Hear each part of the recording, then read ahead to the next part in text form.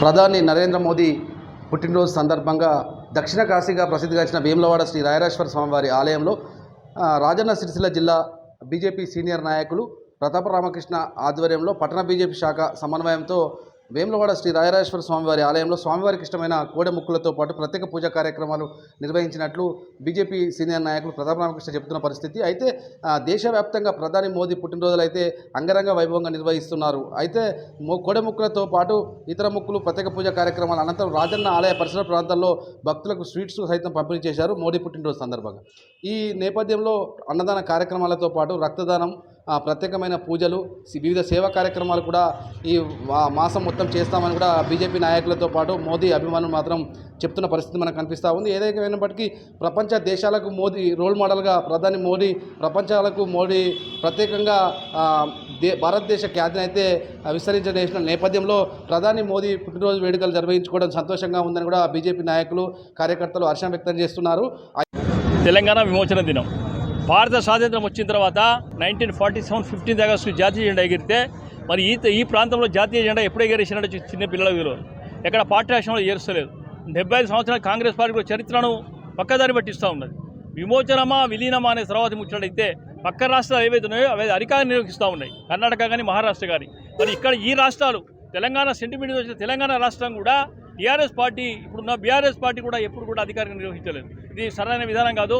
విద్యాసాగర్ గారి నాయకత్వం 20 సంవత్సరాల ఉద్యమం జరుగుతూ ఉంది.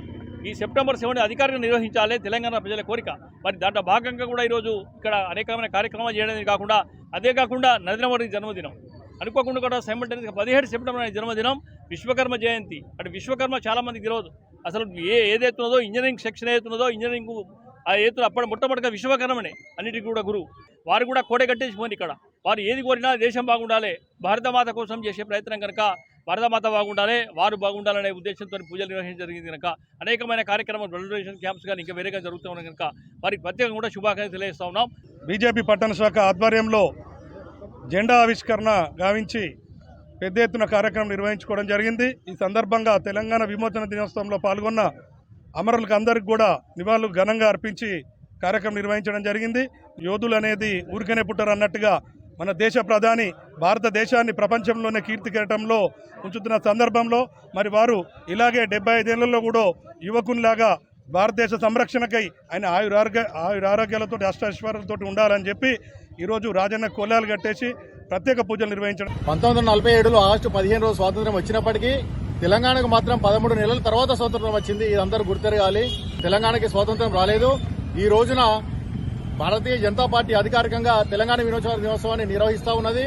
గత 10 సంవత్సరాలు బీఆర్ఎస్ పార్టీ ఏదైతే పాలించిందో అప్పుడు కేసీఆర్ గారు అన్నారు, నిజాం ప్రభువులు మా రాజుగారు అని చెప్పేసి చెప్పిరు. అది సిగ్గుచేటు. అటువంటి నిజాంని పొగిడినటువంటి ఆ కేసీఆర్ పాలన పోయింది. దాని తర్వాత రేవంత్ రెడ్డి పాలన వచ్చింది. వారు కూడా వచ్చిన తర్వాత అధికారికంగా నిర్వహిస్తామని చెప్పినారు. ఇప్పటి వరకు లేదు. ఇది కేవలం విమోచన దినోత్సవమే కానీ విలీన దినమో ఇంకేదో కాదో దాన్ని అందరూ గుర్తెరగాలి.